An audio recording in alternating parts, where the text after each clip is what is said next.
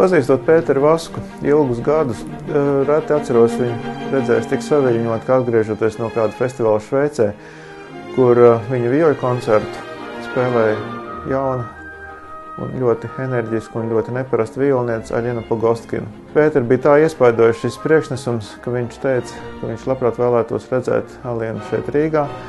Beidzot šī iespēja mums ir, mēs varam viņu uzaicināt, kam arī sekos ieraksts kompaktdiskā. Pētera Vaska vioļu koncerts nepārspīlējot ir kļuvis pazīstams visā pasaulē. Kaut gan šis darbs no violnieka prasa ārkārtīgi pamatīgu tehnisko varēšanu un dziļas emocionālas rezervas. Iespējams, ka tieši šajā muzikā ietvertais cilvēciski augstais vēstījums ir tas, kas šo koncertu ir padarījis saprotam klausītājiem visā pasaulē. Beethovena 3. simfonijas pirmatskaņojums privātā koncertā Bohēmijā bija revolūcija 1804. gadā. Mēs esam pārliecināti, ka šī revolūcija ir iespējams atkārtot arī šodien.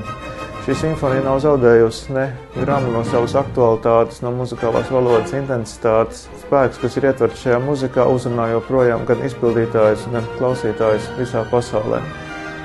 Katram interpretam joprojām ir savs skatījums uz šo ģeniālo darbu. Mēs piedāvāsim savējo kopā ar Simfonētu Rīga aprīļa sākumā Lielajā ģildē.